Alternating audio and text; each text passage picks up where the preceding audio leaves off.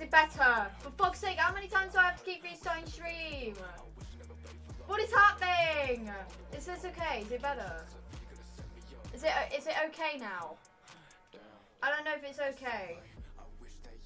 Chat, I'm about to fucking cry. I don't care, managed directly from my phone. Go away, bro. Chat. Okay, it's fine, it's fine. Chat, I am sorry for that, but I have fixed the lagging because I got a new VPN. So when it fucking, what's it called? When I turn the VPN on, for some reason it like decides to like break my whole fucking stream. So it's not very cool, it's not very funky, it's not very fresh.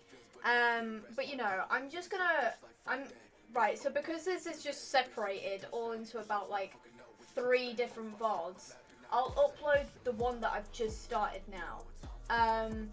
So just to recap, we're playing, I thought my iPad was having a stroke. Nope, just me, it's just me, guys.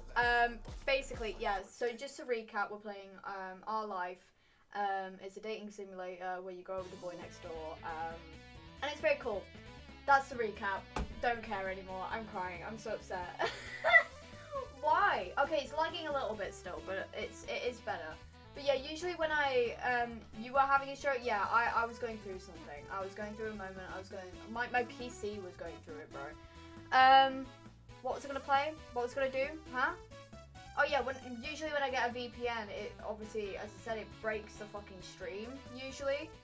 And it's a moment, it's a fucking moment, it's horrible. I felt like I was doing something before it all broke, but I can't remember. But we're gonna stop the music real quick. Also, hey VOD, yeah! Oh, Jesus. Hold on. Music. Can you guys hear the music? I think you can. I think you can. Okay, continue. Okay. Oh god, what the fuck? The black spot on my nose. What? Yeah, I feel like, right, chat, I don't know if you can tell, but with my eyes here, they look like really gross. Because chat, my eyeliner is literally giving me carpet burn. I wish I was joking. Like, I wipe it off and it fucking kills. It burns so much. It's absolutely horrific. And it makes me want to cry. It makes me want to cry. What happens if okay, that looks a little less, like, bright now. Anyways.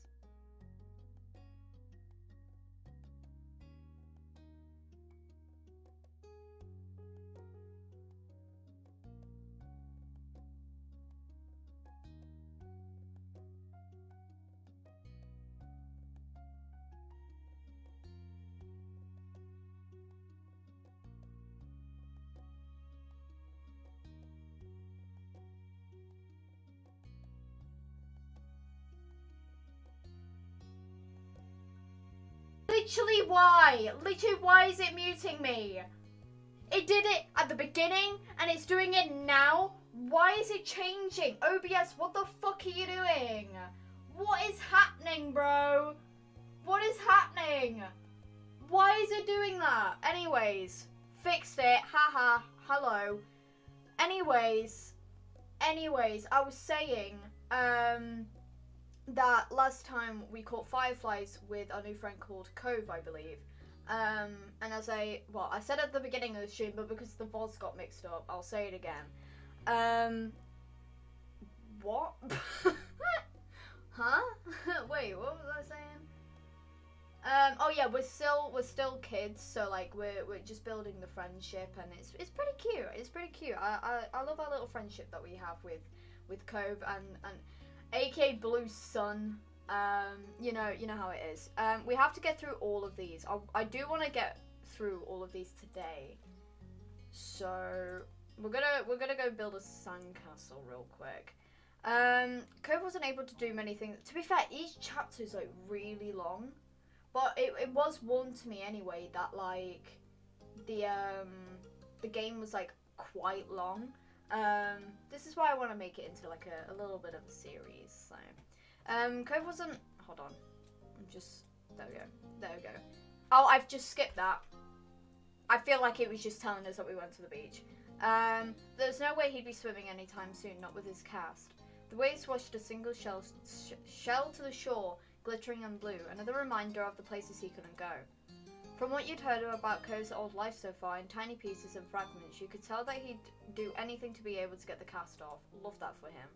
The possibilities of what he might get up to when Right. We're not gonna get through this quick if I'm stuttering like this. Of what he might get up to made you anxious. He thought about how his summer last year must have been totally different from this, with his old home and his mum and dad. Oh, he's sad because I stole his dad. Oh well. He'll get over it. But now he was here with you and Charlotte and Lizzie and everyone else. Lizzie's kind of mean though, and he couldn't even go in the sea. This town wasn't bad. It had all of your favourite things in it, but sitting there on the same beach you'd grown up on, and you couldn't understand that everybody else felt the same way about Sunset Bird as you did. Fucking hell, I forgot how bright this game is, bro.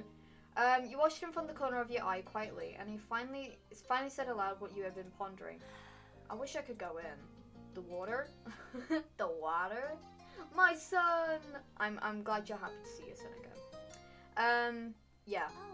Oh, I'm sorry. You're gonna be able to do it soon. Cove only sighed in response. Oh yeah, we're gonna end up seeing like him get his cast off and stuff. That'll be pretty fucking cool. Apparently soon wasn't soon enough. It's so pretty, the ocean. And huge. There could be anything out there, like mermaids. Yeah!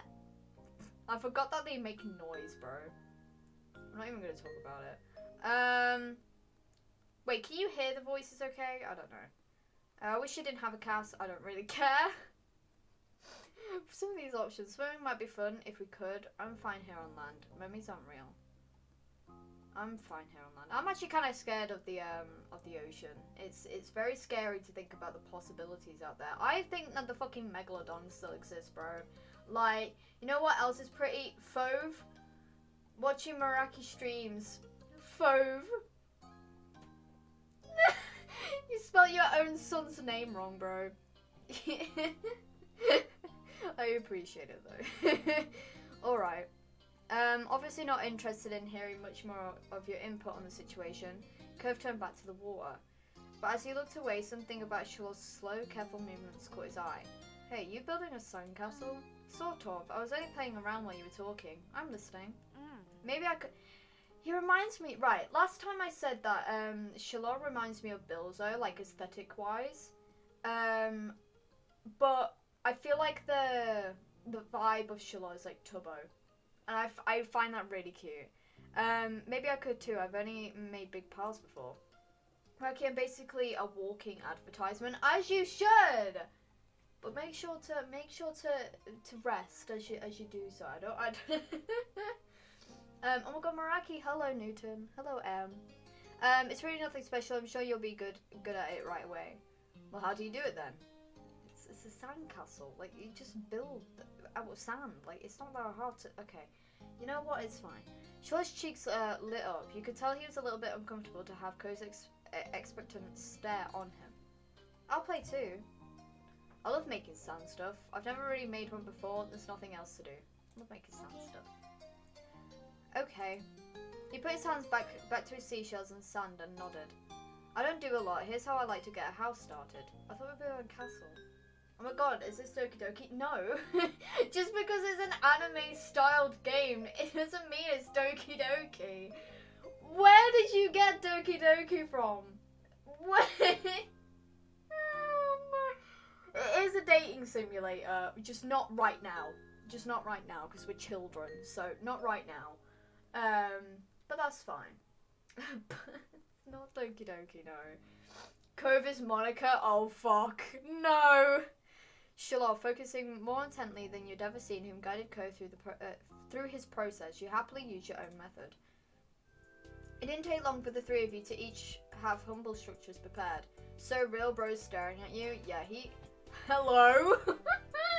Hello? That's all kind of... Wait, that's all kind of. You can do anything now, like make it bigger, add some seashells, cover a pretty pattern. I bet you'll have great ideas. Okay. I feel like you can't hear them speaking, but you know what? It's fine. Don't judge my son. I'm gonna make it bigger. Mine is gonna be a real castle. Cool, this is gonna be a house. Looking at the base of your sandcastle, you decided to make... We get to choose! I wanna make a castle, bro. I wanna make a castle. It's called a sandcastle for a reason. It's not called a sand house or a sand mansion. It's called a sandcastle. Raki, we can hear them? Okay, good. That's good. Looking at the base of your sandcastle, you decide to build a fancy castle. The better part of the next hour was spent focusing on your own work. The boys were the same. Even Charlotte didn't sneak as many. Hold on, I'm taking the bobble off my wrist because it's suffocating. You know when you're fucking if you put a hair bubble on your wrist, it like suffocates your wrist, and it's so like it's so annoying. As many peeks at everyone else as he usually did. Is that mine? You finished shaping before either of them did, glancing up at what you built. Is that mine? Bro, I'm good. I'm good for real. It seems you got done so fast because they already searched around for extra decoration. Raki, I have 5 on my wrist. No. Your hand is gonna fall off.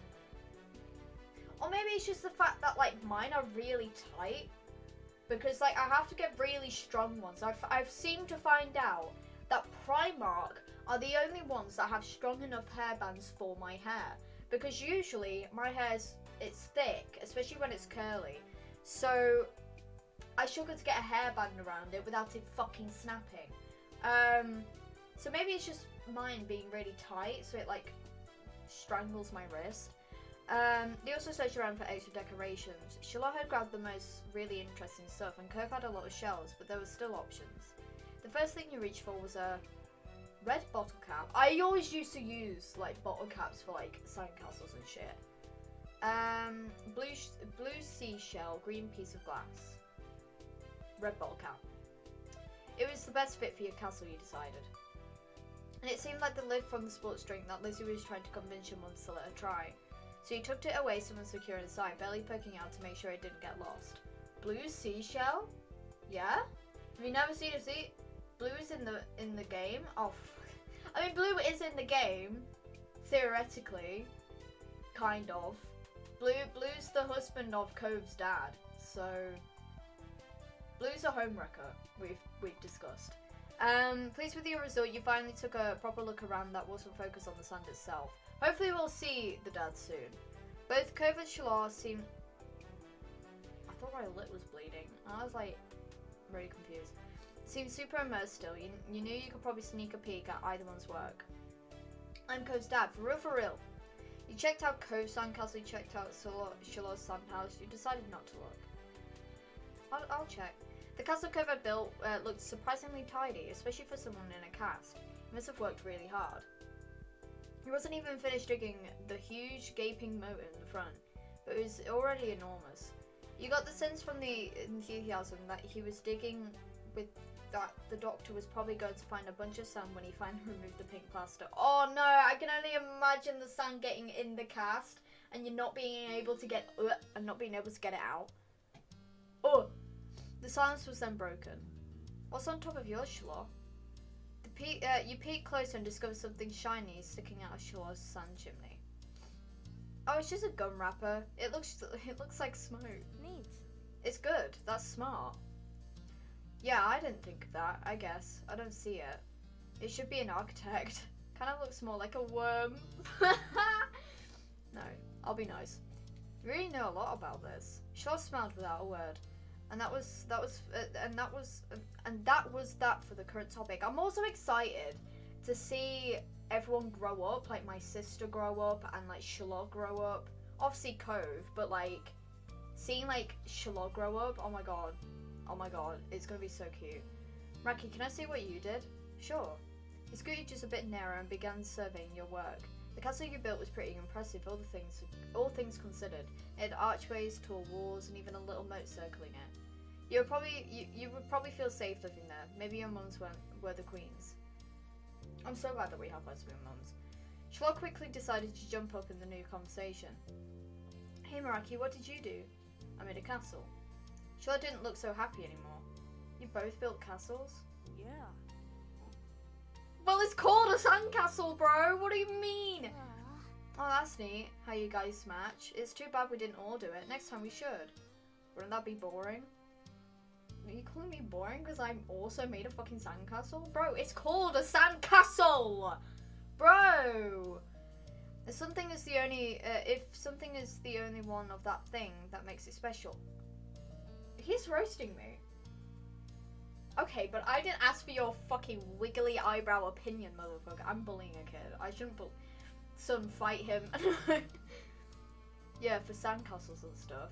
People too, my dad always say how everybody is their own man, a real individual. How did this get dark? How did this get dark? I don't think I'm very special. Oh no, Sherlock! Why? Why not? Nobody else is you. Sherlock simply shook his head. I'm not different. A beat passed between the two. Cove then looked down at his own work again. Okay. He didn't seem too bothered leaving the disagreement hanging there. Cove had other things on his mind. Oh, that's so sad. So never mind, give him a hug. My dad tried to get me to make sandcastles the first time we came to this beach. I didn't want to. Cove trailed off again. There was another moment of silence. Shalot, fucking hell, putting S's together. Shalot shifted and opened his mouth to say something, but Cove spoke up before he could. He didn't think he noticed that Shalot was going to talk. Hey, do you know what happened when your mums met my dad, Maraki? You blinked, not expecting the question. You thought hard. I wasn't there, they didn't tell me. I just remember what happened when I met your dad. Mr. Holden had been a weird stranger then. Well, he was still kind of strange. No other parent acted like him, but you knew him better at this point. Now that you thought about it, it made a lot of sense that Cove's dad talked to him about people being unique. You pulled away from your thoughts when Cove continued. Oh, well, I was there. I don't think my mum has met your dad. Dad, silly Cove forgetting about me. Listen, let it settle into his mind, alright? Let it settle into his mind about his mum and dad separating, you know. He's got to let it settle in that he's got someone new in his life, okay? Yeah, I'm pretty sure she hasn't. Maraki's parents and my dad's met the same day. I met them. I'm gonna say what happened. Shalot frowned to himself, ducking his head. His hat cast a shadow over his face. You could still tell he was upset about not being included in Cove's choice of topic. Fucking hell. I can't read. That was kind of boring for him, though giving people their own turn to say things they want was important too. He stayed silent and let Cove finish his story. I think Shalot wants to talk too. Huh? We were talking, just not right now. I'm talking to you. He can listen. You need to stop being so mean to Shalot. He's so nice to you, bro. Shalot's expression barely flickered at the words. He still looked put off. I'm so sad about this. Cove continued like the interruption hadn't happened. He was determined to tell the tale. When we moved here, we didn't bring a lot of things with us. Bro, Cove, stop being a stop being a only some stuff that would fit in Dad's car. We didn't even look at him, bro. He's so sad. We didn't even get a moving truck. I sat in there while Dad brought it all inside. I didn't want to get out because I knew Dad would make me look around the new house. I really didn't want to do that. His lips twisted in a frown as he recalled that. That is no Meraki streams for a week. Oh no. Oh no. The worst punishment. Then I saw your mums. They were in a car too and stopped at your house. I guess they were coming back from somewhere or something. My dad noticed. He waved his hand and went over to the front of your house where he started talking to them. I don't know what they said. I couldn't hear it. But he couldn't see me anymore since he was looking the other way. So I opened the car door and left. I wanted to get away and went behind the houses. I found those hills there. The ones where we met for the first time. I sound pissed off, not gonna lie. Cove nodded, then stared at you. You stared back. He didn't go on to say anything more. Is that it? Cove's brow wrinkled like he didn't understand why you were surprised. That's all that happened. So you wanted to tell a story and like stop Shalot from saying anything because you were so determined on telling this amazing story. And then it turned out to just be a story we technically already knew about. Bro. This fucking kid. Okay, why did you want to tell the story if nothing happened? You really gotta get better at telling stories. That was a pretty bad story. Thanks for telling me.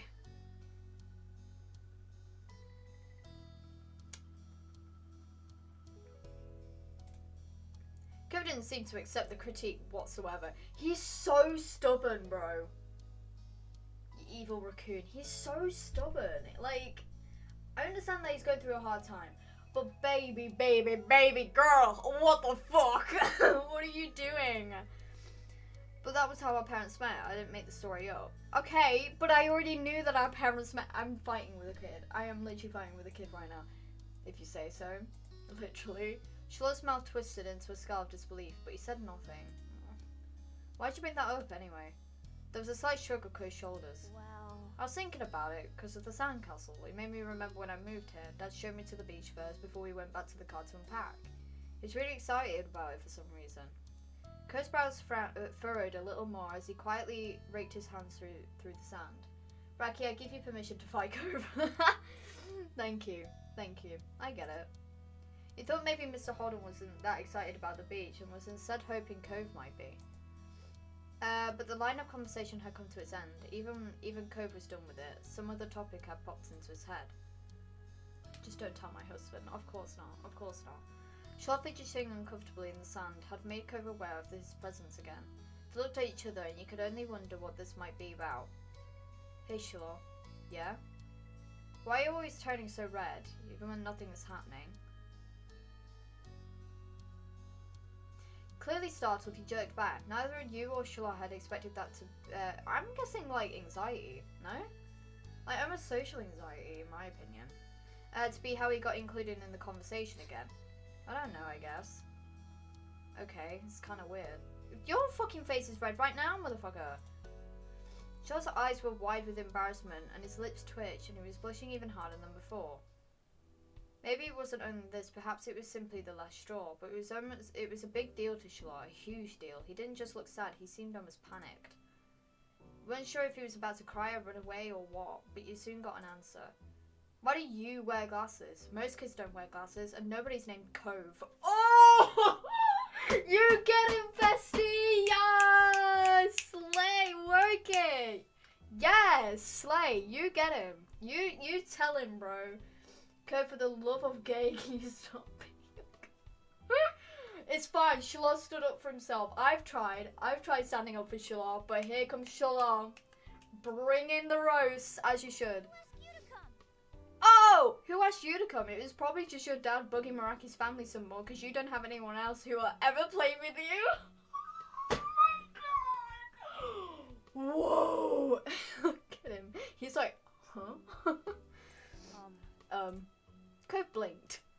The tension on the beach was suddenly uncomfortable in a way you didn't know how to even mention. I'm about to run into the sea. Bro.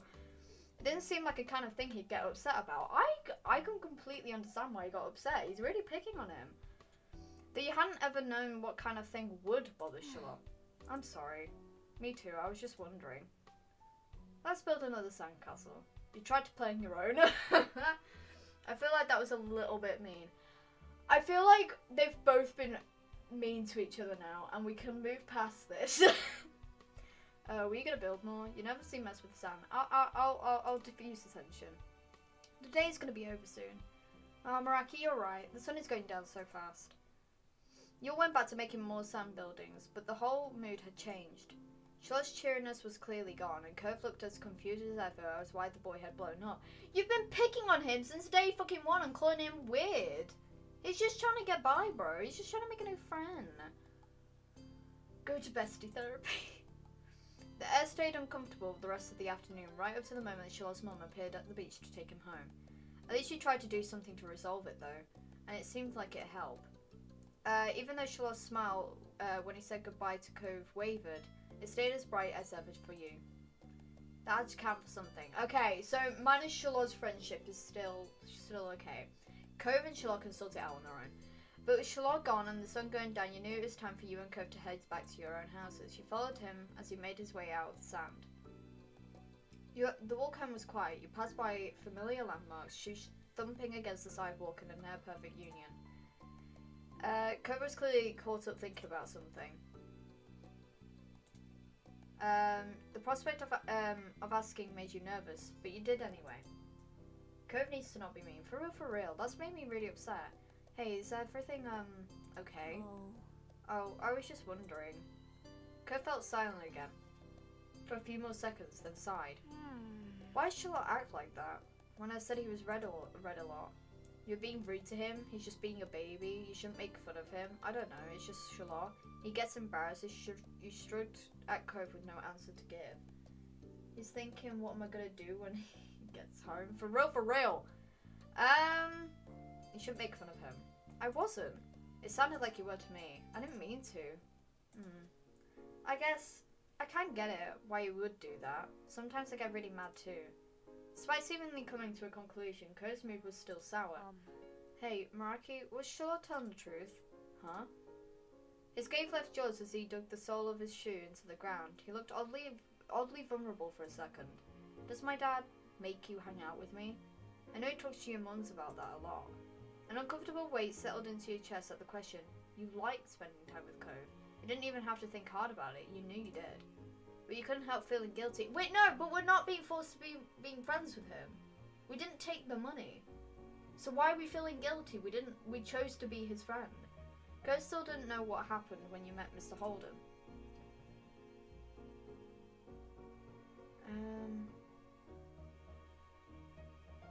I feel like we should tell him the truth. Because I feel like if we don't tell him the truth, he's gonna find out eventually when we're older, and then it's gonna like cause a massive argument. So I'm not gonna choose this one because this was a bit much. This one's just lying, and this one's just telling him the truth. Well, remember how we talked about our parents met and I didn't know what happened? Yeah. I kind of had something happen that you don't know about when I met your dad. As you struggled to find the right words, Cove looked at you passively. He wilted under his gaze, breaking eye contact. He stared at the ground. He's gonna be really upset about this, I think. I was walking home and your dad was sitting in front of the house. It must have been after you ran away. My mums weren't there either. I think they were looking for you. Your dad saw me. He got up and came over. Mr. Holden told me that he just moved into the house next to mine. He snuck a look at Cove, who was still listening, his expression as plain as before. His dad. You paused for a moment, wondering if you should really keep going. You told the full story. Even if it was supposed to be a secret, you thought Cove should still know. Exactly. Your dad wanted to have you to have a friend, so he offered me money, $20. Cove was so still. He thought he hadn't heard you. Then his eyes widened, his mouth fell open, but no sound left him. Tell him that you didn't take the money! Silence stretched between you, so tense that it was almost tangible. You shifted from one foot to another and your hands tensed up. Cove, tell him that you didn't take the money! I deliberately didn't take the money! What the fuck? Instead of speaking, he closed his mouth, his eyebrows bent up.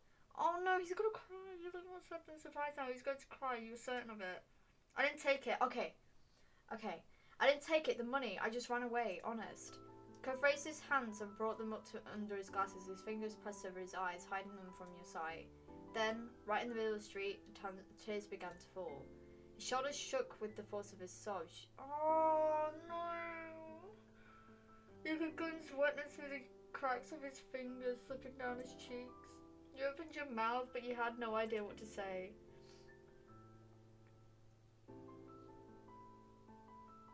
You stepped closer, you placed a hand on his head, you touched his shoulder, you stayed by him. Why a hand on his head? Are you just like... Man, Cove, don't cry, have a cookie. I feel like I might do this one.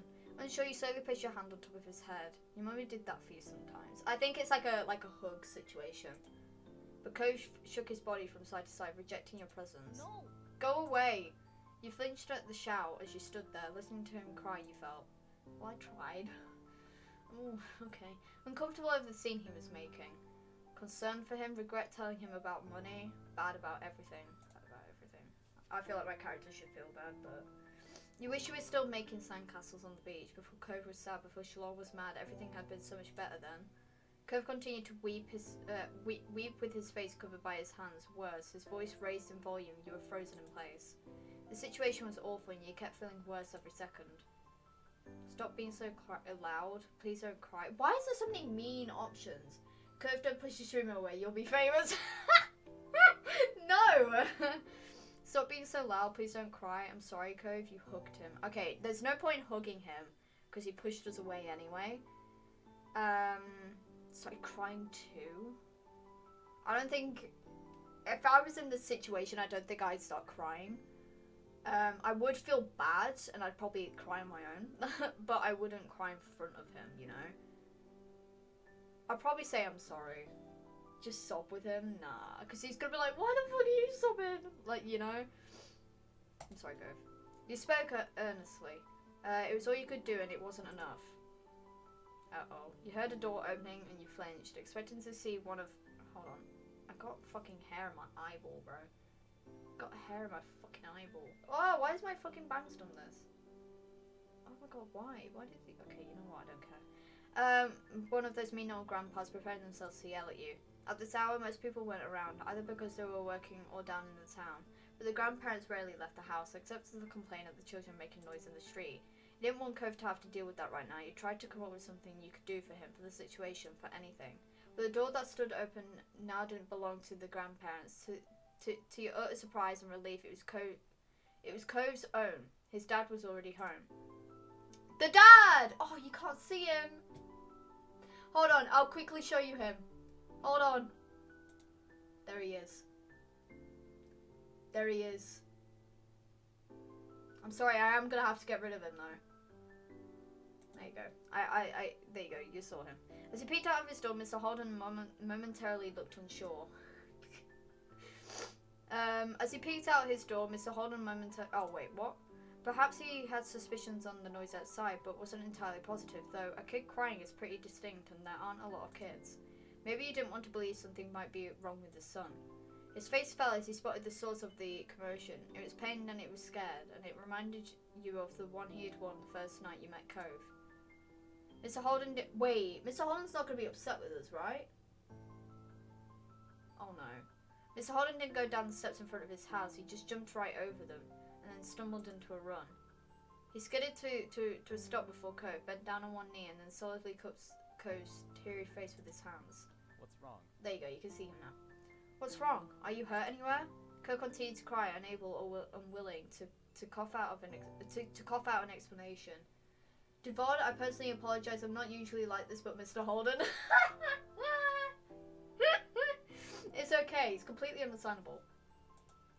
Not taking his hands from Cove, Mr. Holden turned to you for an explanation, his eyes wide and imploring. He wanted to know if you tried to make me hang out with him. I told him about the money. Uh-oh.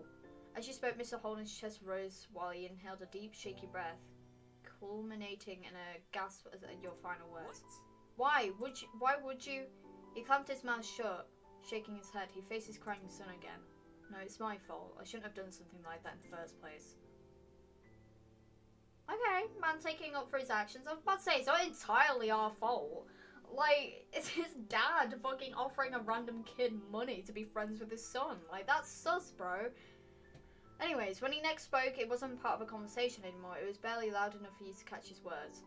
Rocky's only a kid. Tears were excuse me?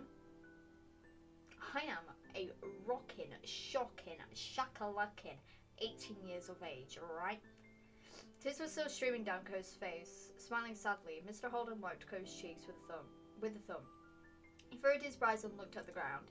When he next glanced up, his mouth was set on determination.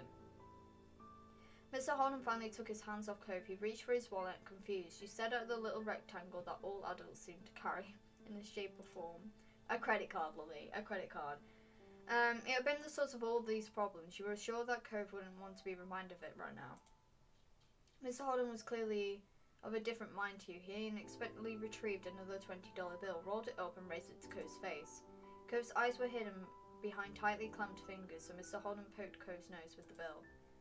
Cove peeked between his hands and grunted as he saw what he had been prodded with, even if it was surrounded by sobs. You were glad that something else had finally left Cove's mouth. Come on. Hey Cove, can you stop crying? I'll give you this cash if you do. Stop trying to give cash! Right, oh my god, this is so annoying. I hate when parents do this, where they're like, look, I'm sorry, let me give you money and presents. I don't think this is a good way to fucking solve this issue, bro. I don't think this is a good issue to solve it at all. Mr. Holden, I fell over and hurt my knee. I need assistance. Bro! Cove dropped his hands from his face. It had already been red and wet with tears, but now his features were scrunched up in a scowl. Not for the first time. You questioned Mr. Holden's tactics. He had to use two hands, but Cove firmly shoved his dad's own hand away. But Mr. Holland just chuckled at Cove's reaction and tossed the money aside. Okay, so was it just a joke? It unfurled as it flew through the air, rising before slowly drifting to the ground. Mr. Holland took... Oh, I think he was just trying to get his attention. Okay. Mr. Holland took Cove... I guess we'll never know. I clicked it by accident. Because that clearly wasn't good to let go. Huffing, Cove turned his whole head away. Tears continued to roll down his cheeks as he's got some luscious hair. Jesus Christ almighty. His hair, bro. He's got like a shaved bit under here as well by the looks of it. Damn! Fucking Chris Hemsworth, motherfucker. You could buy a lot of cool things with that. But you can't do everything, can it? Cove didn't respond, not even look at his father. Mr. Holland continued. He's so beautiful. He is. He's bro's mesmerizing. Your old dad likes to make things nice for you with the money he earns. But you're smart. You know I haven't really done anything. I'm sorry. I still make you sad and upset, just like right now. I'm sorry. Cove sniffed, the harsh liner of his brow mellowing. I like how we just stood here, like. Mr. Holden squeezed Cove's hands as he continued. Marky's smart too, right? Mr. Holden had spoken a soft, encouraging tone, and Cove continued to calm. He's gonna be in my dreams tonight. You have nothing to worry about. Chat, can I quickly talk about what was in my dream? It's like a really short. I woke up absolutely shook to my fucking core. Because POV Maraki. I literally woke up shook to my core because in my dream, more or less a nightmare,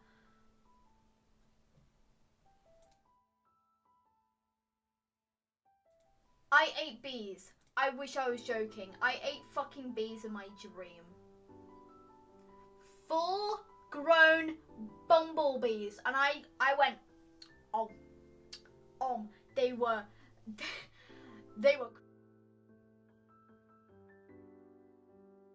and it was disgusting. And I woke up and I was like, I was so sad. I was so sad. I was genuinely fucking so upset. Anyways, moving on. You have nothing to worry about. Except for me. Mr. Holden chuckled. Cove pressed his lips together, mulling over his father's words. Though the stream of tears had eased, drops still budded in his eyes and threatened to spill out. It's giving Adam's Family vibes now, for real, bro. I'm so upset because I love bees so much. Like, I genuinely love bees so much, and I don't know why I was eating them. It was gross. I love you, son, so much, more than anybody else. Sometimes that makes me a little too hasty to see you happy, and I make it all worse. I am really sorry. Scrunching his eyes tight, Cove nodded. When his eyes opened again, they were red and glossy, but there were no tears left on the precipice of his lower lashes. Aside from occasional sniff, he was mostly back to his usual self. He swallowed. Okay. Though Cove had refused to echo Mr. Holden's exact words, the sentiment seemed to be enough for his dad. He moved his hands up under Cove's armpits and hoisted Cove high into the air with a grin. Cove's hands flew to his glasses, holding them back from falling off.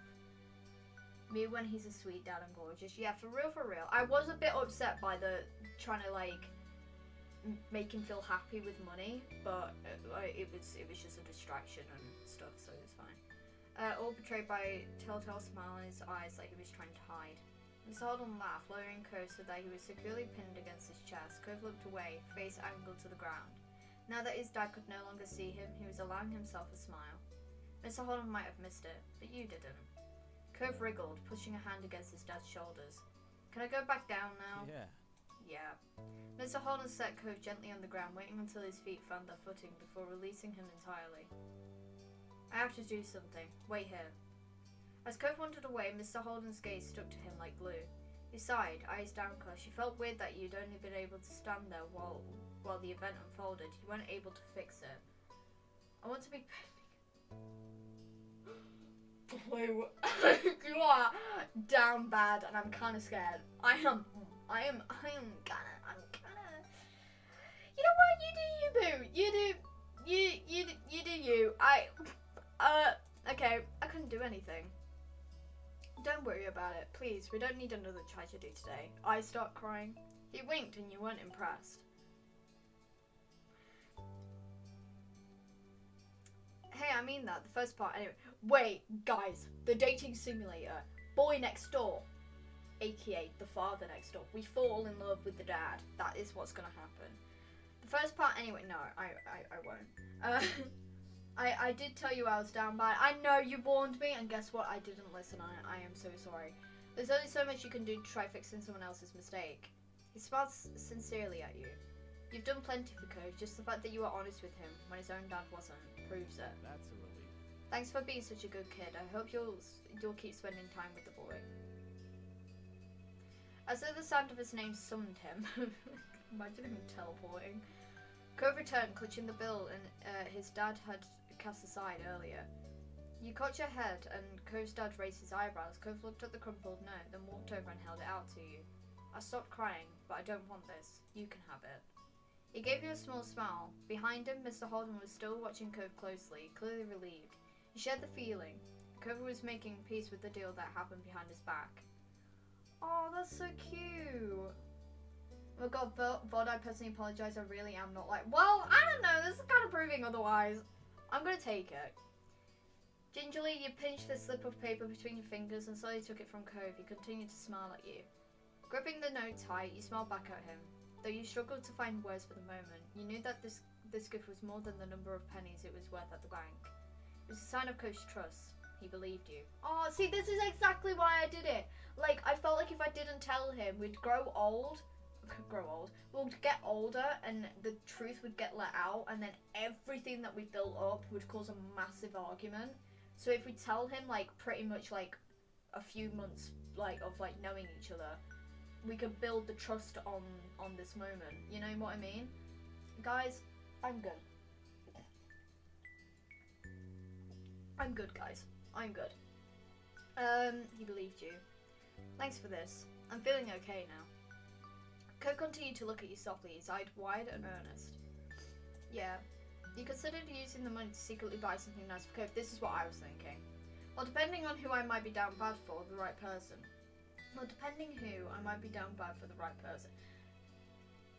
Maybe? I'm not sure what you mean. You'd like for him and have a little token to commemorate your friendship. Hello, Dad. Oh, I got an achievement. Cool. Mr. Holden stood up, stretching his arms out casually. Well then, it's about time for dinner. Me and the rug rat Bro, what? Need to be going in. You probably should too. I bet your mums want to see you. Alright. Oh, I've got a really itchy nose. It's really annoying me. Oh, not the barking. Bye. Bye. Thanks very much. Have a good night, and thanks, Maraki. Father and son waved at you as you turned and dashed back home, the note clenched tightly in your hand. You felt lighter. Love that! Love that. Long day. I'm probably gonna play, like, for another, like, half an hour, by the way, chat. I didn't want this stream to be too long. But tomorrow's stream will be, hopefully, cool. I mean, not cool, but, like, I should be playing with friends, but I'm unsure. I am unsure. I was gonna say something, but I think it's too bad to say. Oh no. Oh no. Another scorching summer day. Finish one cup of water. You were already filling it up again. Everyone else had something on, so that afternoon it was just you and Shalor. This didn't happen much, especially since Cove had arrived. Without Lizzie around, Shalor looked to you for all the answered. It made you feel pleased, frustrated, nothing really. Shalor went along with whatever you wanted, so he wasn't a bother, but he also wasn't that much fun. You drained yet another drink and frowned at the empty vessel. Your thirst was gone, but you still craved something icy cold and refreshing, something sweet, something like ice cream. Ice cream sandwich? Hell fucking yeah. If you have the, like, Oreo motherfuckers, bro. You craved a soft ice cream sandwich between two cookies. There's nothing like that to be found at home. You knew that without needing to look, your mums didn't keep sweets in the house. Outside there was plenty of places where such goodies could be obtained, but there were shops and demanded payment in exchange for their products. You sighed. You voiced your predicament aloud. You asked Charlotte for help. Charlotte, do you have any money? Oh, let me check. That was easy. Felt like you should tell him why you were asking. Thanks. I want an ice cream sandwich, but my mums don't keep any here. You better buy Charlotte one. Charlotte rummaged in his backpack and proudly produced an assortment of coins, plus one stray button. He set the button aside and counted the coins in neat piles. Just over $1. You announced this to Charlotte. He had almost certainly come to the same conclusion, but he had been watching you expectantly. He's so sweet, he is. It's not enough, it's a start. Yeah, it's a start. Charlotte beamed at you. We need to find some more. Okay. Why is this like a little quest? The two of you lifted couch cushions, stuck tiny hands down deep crevices in the sofa and under furniture, and scoured the back of the drawers. Most of what you found was useless or gross, bent paper clips, fluffy wisp of dust, or sandy crumbs.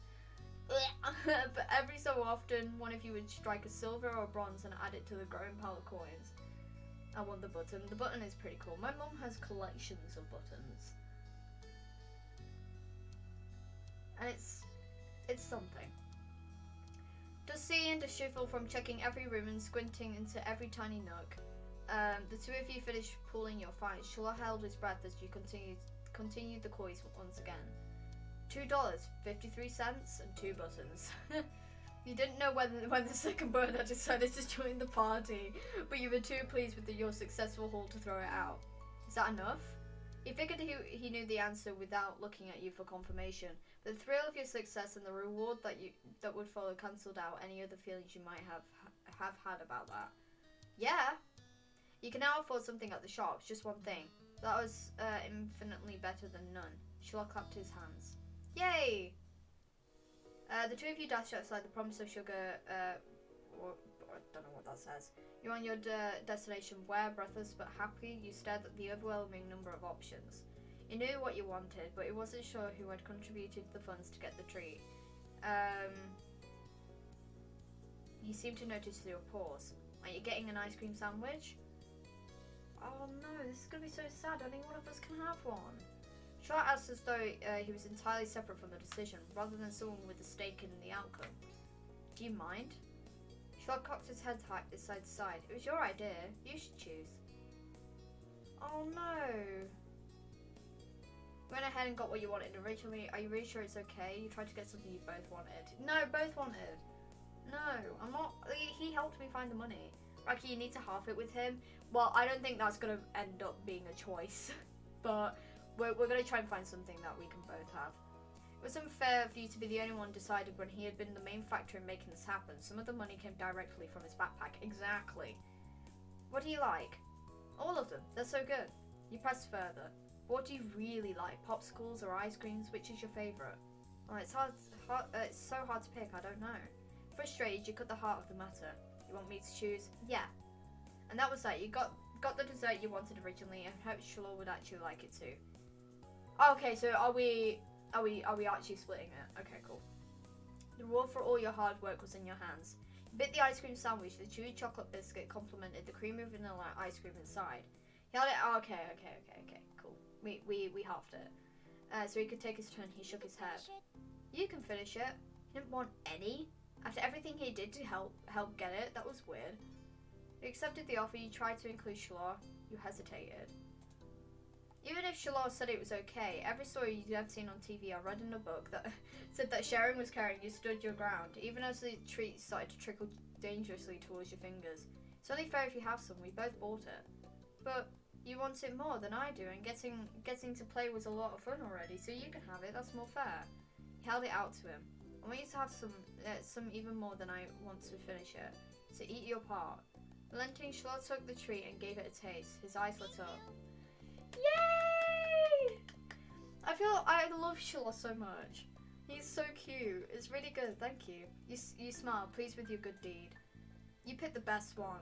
Did he mean that? Charlotte was always nice no matter what happened, even if he hated it. You knew he wouldn't say so. Maybe he thought it was gross. That's the real reason why he didn't want to take some. You had no idea. You study him as he ate a little more. He had every appearance of enjoying himself. Still weird. The two of you began to head back to home as he ate. You walked side to side on the shore in silence, but your thoughts kept drifting to the boy beside you. Why didn't he speak for himself? It was almost as if Shalor didn't know how to say what he felt, or was too afraid to. You figured that was his problem and didn't care. Why are these options, bro? Are you scared of me? You thought that was kind of sad. Are we friends? I feel like in this sort of situation I would ask, are you scared of me? The amount of times I've had to ask people if they're scared of me is unfucking real. But I feel like he's gonna be like, no. Because I don't think he is. Like, I don't think he is, so I don't want to ask that. I'm gonna do this. Not being able to talk to people isn't fun. And you didn't want to be the kind of person people were scared to tell their honest opinion to. You considered asking Shalor about it, but if you couldn't give an opinion on something like ice cream, then he wasn't going to open up about this. Yeah, that's another reason. You hope for the best. Maybe you were wrong, or if you were right, maybe you'd feel better about it soon. Shalor made you unsure about setting a label on the experience of spending the afternoon with just him. There have been good times and there have been confusing ones. You were positive on one thing, at least. The treat was delicious and was nice. The sun was low on the horizon as you returned to your neighbourhood. There you spotted two very familiar figures up ahead, Lizzie and Cove. You opened your mouth to make a present known to them, just as you saw the tears on Cove's face. Why is he crying? What the fuck? Why are you crying again? Cove, why are you crying? What is happening? What did you say? What did you say? You walked straight over, Shalot at your heels. Once there, you defended Cove, took a moment to make a joke. No! Accused Lizzie of causing trouble. Carefully asked about what happened. Without a time machine, the only way you were going to find out was by asking the witnesses. Lizzie might have done something, but she could have been in the wrong place at the wrong time, or even come to Cove's aid. You wanted to hear the story. Cove, what happened? Maraki, I got yelled at. He took a deep, steadying breath. The grandparents. What has the mean lady said? The grandparents got mad at me. Oh, sorry. Lizzie jerked her head in the direction of a nearby house. Your heart sunk. You knew exactly what had happened. Every year, the same mean old couple rented out the condo for summer. You, Lizzie, and Shalon knew to stay away from them, but Co couldn't have. Oh. Why would you shout at a kid? Like, I don't like kids, right? I genuinely hate them. But I would never fucking shout at one just for existing. Like, by just, like, walking past and, like, laughing with a friend or something. Like, bro. They're like that with everyone. Even your mum struggled to find anything nice to say about them, but the elderly pair particularly took offence to kids. It didn't matter if they were really nice to Cove. Yeah, Lizzie said. Lizzie drew herself up at that. She looked pointedly in your direction. I was helping. That's cool. Is there anything I can do? No, I'm just gonna stay away. Or you could teach them a lesson. Oh, I was skating and a lady blamed me for a dog barking. Bro, that's the dog's fault. That's the dog's problem. There's a devilish glint in her eyes. What? You should ding-dong ditch them. Go ring the doorbell and run. It'll be great because they're so slow, they'll never catch you. That's dumb. I don't want to go near them ever again. You're saying that because you're a cluck-cluck chicken. Cove glared, but didn't take the bait. Lizzie turned to you. You're not a chicken, are you? Bro, I'll go do it. You'd rather just avoid them. You thought they deserved worse. I'll do it. Yes, I'm gonna go do it. I'm gonna go do it. I'm doing it. Yes, they deserve it. Lizzie, smell it? No, I'm doing it, bro. I'm going. You took a deep breath and nodded. Lizzie squealed with delight.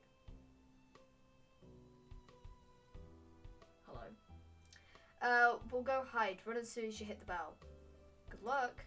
Lizzie and Shalor ran across the road to take shelter in the bushes. Even once they settled down, you could make out the two child-sized shapes staring from between the leaves. You knew where to look for them, though, as you so told yourself that the grouchy old people would spot it. Cove sighed, his gaze flicking to the house and then back to you. Be careful. It'll be okay. Oh, I didn't mean to skip that. I'm sorry. The weight of the 3 pairs of eyes on your back were heavier than anything you carried before as you approached the door. You hesitated as you reached for the doorbell. Then you rung it. You set the buzzer and ran. Blood thumped against your eardrums with every step. Would you make it in time? Approaching the hiding spot, you knew there wasn't enough time to go around the bushes as the others had done. Took a shortcut, leaping over them. Or, to be more accurate, crashing into the tops of the bushes and then falling over to the other side. Cove quietly hissed as you unwittingly collided into him. Oh. But by the way his arms were out, it seemed he had intentionally tried to cushion your landing. Bro, why are you trying to cushion my landing, bro? You got a broken ass fucking arm. Shush. Lizzie put a finger to her lips and nodded at the house. You disentangled your limbs from Cove's and spun around to see the old man framed in the doorway, peering back and forth suspiciously. He covered your mouth with your hands, but it wasn't enough to stifle your giggles. Maybe he spotted one of you, or maybe it was the leaves you displaced while jumping. But he locked eyes with the bush and stormed over in your direction. Shalor gasped and looked to Lizzie. Run. Your sister did not hesitate to take her own advice. Neither did Shalor. You got up, but seeing Coach struggling to extract himself and stand up with just one fully functional arm, you gave him a hand up before taking off after the others. The old man's hollers propelled you. Run. Propelled you all from the secret. From the street to the of the hill. Only once. Okay, I'm skipping it. Sometimes I just can't read sentences and I just need to skip it and then refresh my fucking brain. Honestly, you flopped down, the blades of grass tickling your face. Lizzie, who had taken the lead in the end, was already lazying on the ground. Yeah. The four of you took a moment to catch your breath and enjoy the feeling of cool grass against your skin. Hey, Cove. Cove lifted his head. I told you there were mean grandparents around here. Cove rolled his eyes and decided this wasn't dismissive enough and rolled his old body away from your sister. Lucy chose to ignore his response and started chatting to Shalor, who eagerly joined in on the conversation. In the back of your mind, you knew... I feel like Shalor and Lizzie might get together in the future, you know? I can see that happening. Like, 'cause she's like a bad bitch, like, yes, you know? She's like bad bitch energy. And then... Lizzie, shut the fuck up, where's Mr. Holden? We can't see the dad all the time. But, wait, we're gonna see, like, Mr. Holden grow up as well. We're gonna see him turn into a DILF. I mean, he's already a DILF, but, like, we're gonna see him turn into, like, old DILF. You know what I mean? Like, grey hair, like, sort of... Okay, I'm excited now. Can we just skip all the way? Okay. It always went like that. And it was fine, you thought. You still felt a little sad after how much time you spent together today. And it was always annoying. And it was fine. Shalor could prefer Lizzie as much as he wanted to. There was other things to attend to anyway. You wriggled closer to Cove. He had calmed down for the most part, and was inspecting the flowers. Fingers pinched the stem and tilted the white petals towards him. I do him, I apologise.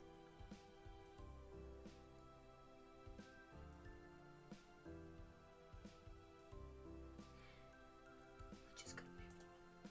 That's a poppy. Cove glanced at you in acknowledgement, then back to the flower. And the type of poppies of this hill have a name. White linen poppy, Mum told me.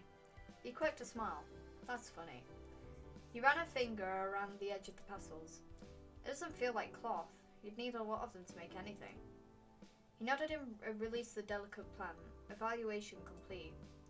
This is my favourite kind of flower, but I didn't know what it was called. Thanks. Hello?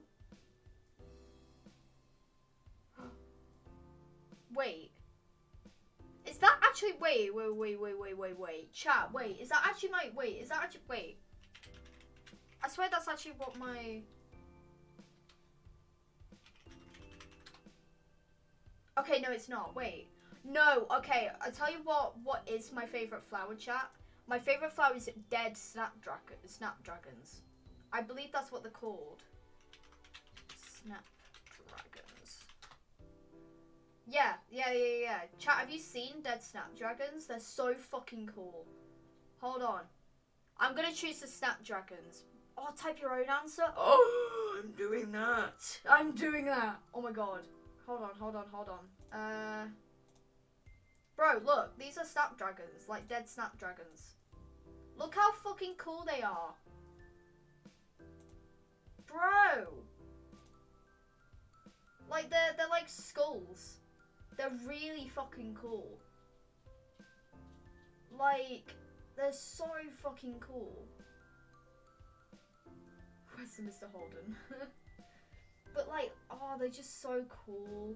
And the fact that like, they can have things grow off of them as well. Like, oh my god.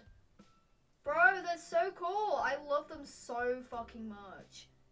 They're the best fucking flower. They're the best fucking flower.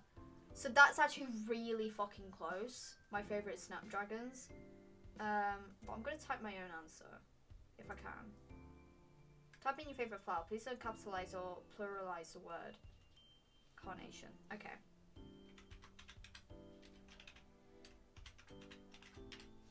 Dead Snapdragon. A dead Snapdragon, huh? Neat. Thanks. The fuck? Oh, this is so pretty. This is so beautifully drawn. What the fuck? Moved onto your back with a small smile and looked at the darkening sky. The blanket of clouds reminded you of a thick throw you curled under on cold, rainy days. You wondered if the clouds would be as soft. They lazily floated on by, splitting from each other, merging and morphing into new shapes. You saw a dolphin, you saw a car, you saw an alpaca, you saw a smiley face, you saw cloud shapes. Alpaca. Oh my god, son, you're adorable. It is very, very, very pretty, like this shot. You saw a fluffy alpaca in the sky. You nudged Cove and pointed at it. Can you see the alpaca? Cove joined you in gazing skywards. Oh my god, bro. It's so pretty. Wow. It's more like a llama. They're basically the same thing. Hey, he chuckled at your reaction. Oh my god, I love this. All the sun's light faded from the sky and the moon rose higher. Lizzie got to her feet, dusting strands of grass from her bare legs, and surveyed the surroundings. The ocean, visible from the crest of the hill, beckoned with every sweep of the tide. Let's go to the beach. Let's go to the beach, beach. Let's go get away. They say what they're gonna say. Have a drink, clink, may not be to come back. There was no argument from the other two. Schlaw was still Schlaw, and Cove would never say no to go to the shore. He was a child of the sea. You wanted to go there too. You were too tired to argue. Were happy to do what others wanted. Objected to the plan. Wanted to go there too. Did you know alpacas can die of loneliness, so they're always brought in twos? Oh, I did not know that. And it makes so much sense why they're brought in twos. That makes so much more sense. I did not know that. Damn. Damn. I did not know that. Thank you for the fact. So you eagerly joined the others in descending the hill down to the water. Oh my god, my sandcastle's still here. You stepped onto the sand for the second time that day, but it felt different at night. The beach was nearly quiet at this hour, abandoned sandcastles and footsteps in the sand, too big to belong to any of you, were the only indication of how busy it had been only hours earlier. This is actually quite, like, right. It is actually quite true. Like, it's so weird, like, seeing places, like, this is, I don't know, it's just weird to me. Seeing places that are, like, so busy, like, during the day, and then going at a different time when it's not so busy, and it's just completely quiet. And it's almost peaceful. It's so weird. Because, like, when we went to Brighton, like, we went to the beach, like, during the day, and it wasn't, like, super, super busy. But, like, you know, there was music playing, there was, like, and there was, like, people at the bar, there was people dancing, there was people, like, enjoying the time, right, and eating food on the beach, blah, blah, blah, like, people at the pier was, like, really, really busy. And then you, like, go at, like, a evening, like, time, like, the first time that we went to the beach, and it, like, it wasn't busy on the beach, like, at all, and it was just so much, it was just such a different atmosphere, and, like, I don't know, it's just really fucking cool. I don't know, I just find stuff like that, like, peaceful, I suppose. Along the water's edge, the waves tickled your feet. I wondered what would happen if you tried to take a bath in the ocean with shampoo and everything. That would be bad for the fish. It would be. Jeez. I don't say anyone would do it. Jeez, you don't have to be serious about everything. You're the one who asked what would happen. That is what would happen. It'd hurt the fishies. I like bubble baths at home. They're a lot of fun. Me too, bubble baths are luxurious. Never heard Lizzie use that word before. Maria loves to have. I just said it. I just said it. I got 2 in character. I got 2 in character. We're gonna completely ignore. Mother loves to have bubbles in her bag. She turns the lights off and have candles. I'm gonna do that next time. Hey, when's your mum coming to pick you up anyway? Not for a while. She's busy. Maybe this is why he's so quiet, because I feel like his mum's like neglecting him a little bit, you know, because I'm dying, right? Can we not talk about it? I feel like his mum's like neglecting him because she's always at work, you know? What about your dad? How come you never talk about him? Nobody does. Don't you know you're not supposed to ask something like that? Why would somebody talk about something they never talk about?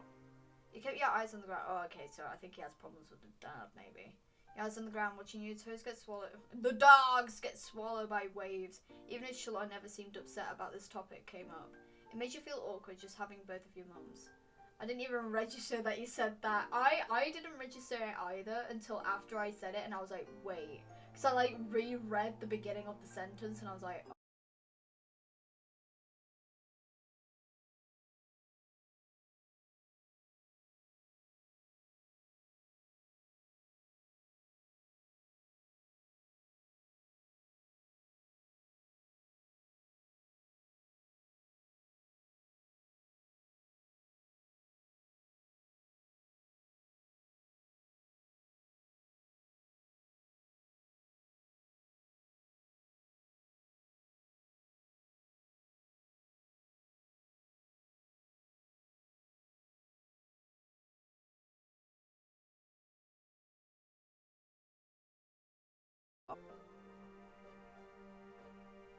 oh, you're back. Oh, it's laggy as fuck though. It's fine, we're gonna be streaming for only a couple more minutes. It's okay. My stream has fucked up so much today, and I really, really do apologise. I really, really do apologise. It's never usually this, but... Are you muted? No. Huh? No? I can see my mic working. Huh? Wait. Don't do this. Wait, you can't hear me. What?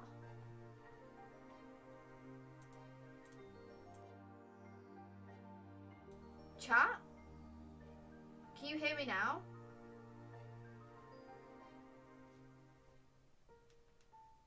Chat?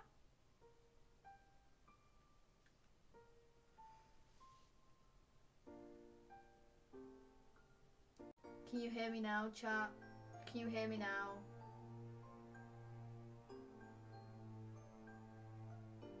Can you hear me now, chat? Why is this stream fucked up so much today? This stream has genuinely fucked up so much today, and it's kind of scaring me. So we're gonna get through this chapter. We're gonna get through this chapter, and we're gonna leave it here because I don't know why my stream is fucking up so much today. Like, genuinely, it's never this bad. It's genuinely never this bad. It's so fucking weird. Anyways, blah blah blah blah blah. Oh, sorry, I only have one now. My mum isn't there. She's back home. It's just my dad with me. I never had a dad or anything, so I don't feel bad. It's really sad that your mum is gone. Cove nodded. Judged about Charlotte's mum getting together with Cove's dad. No. Hopefully it's better tomorrow. Oh yeah, I hope it's better tomorrow as well.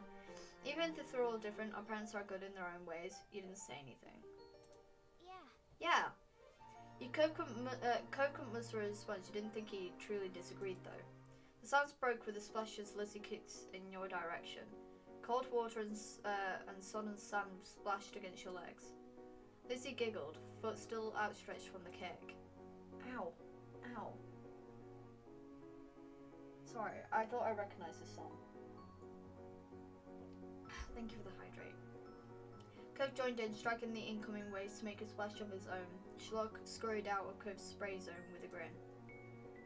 He made a run for it. You're already too dirty and wet for comfort. Nothing that happened there would feel as good as getting dry. You got out of the water before anyone could catch you again. Perching on a rock, you scraped the wet sand from your legs as you watched the others. The sand came away in thick chunks at first, like clay, but where it had been thinner, it had already dried and clung to your skin. Hold on, chat. There we go.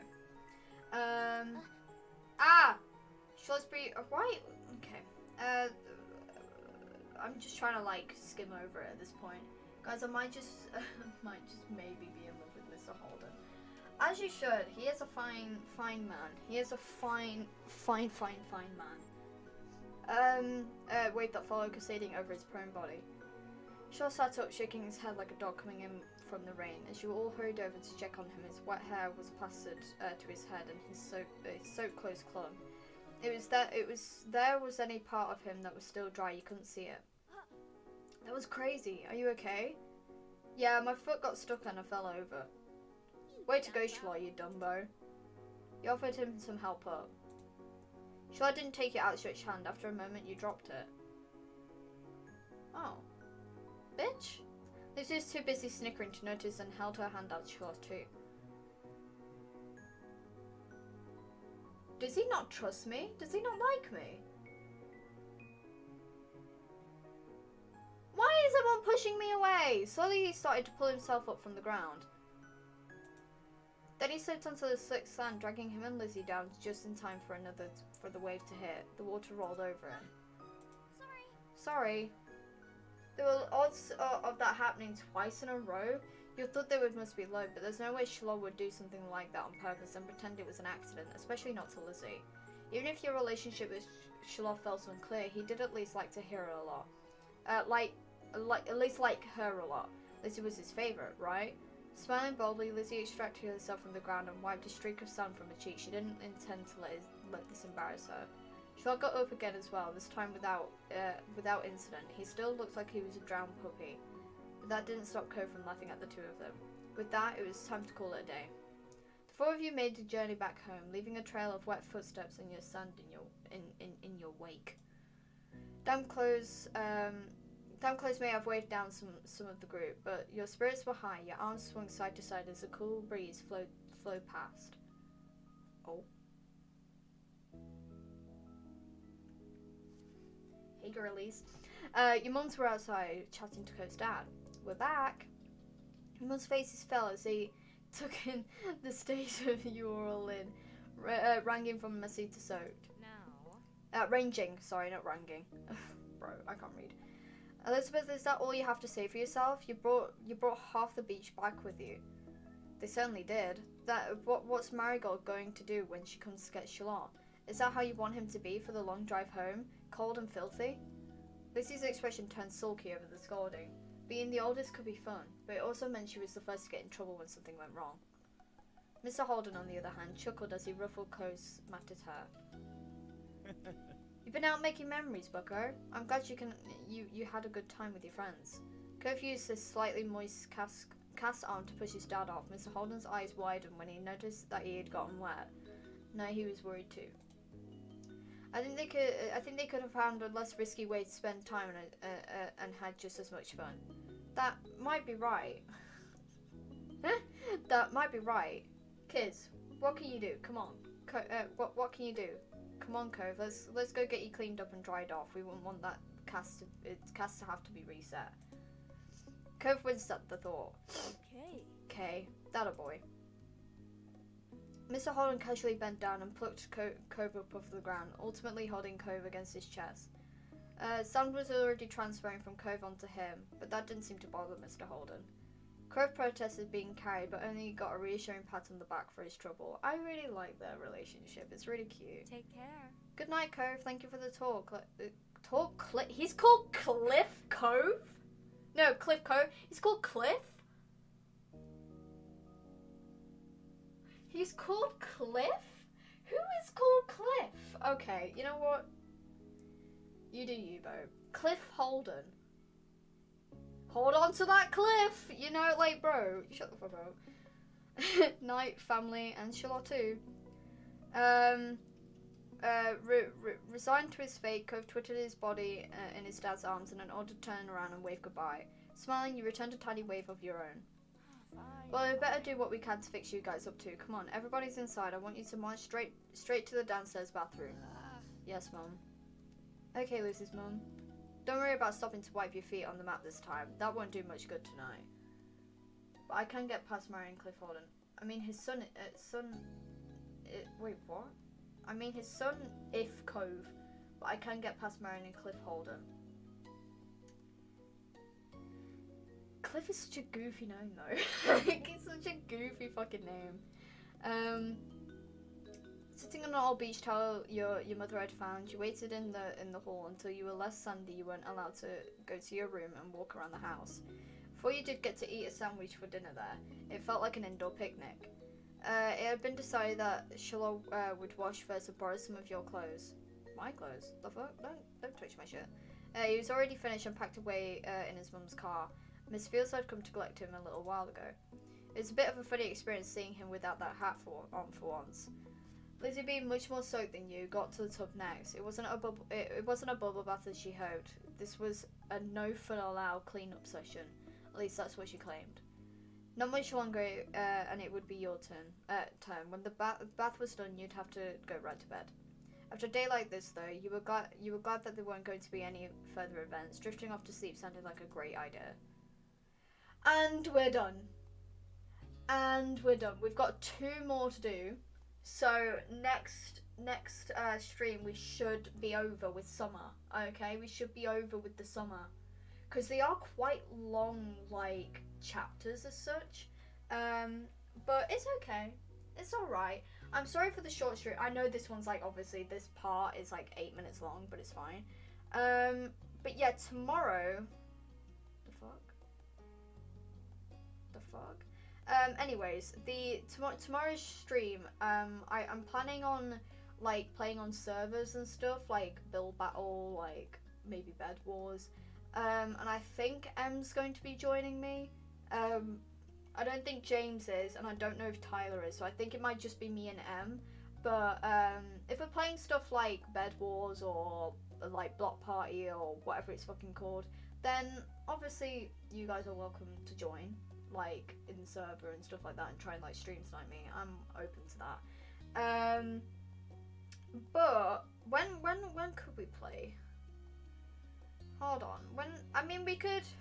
Do you want to see it again? Do you want to? Hold on. We'll play. We'll play it again. It'll be Tuesday, I think. Should we play it again Tuesday? This Tuesday, chat. I don't see why not.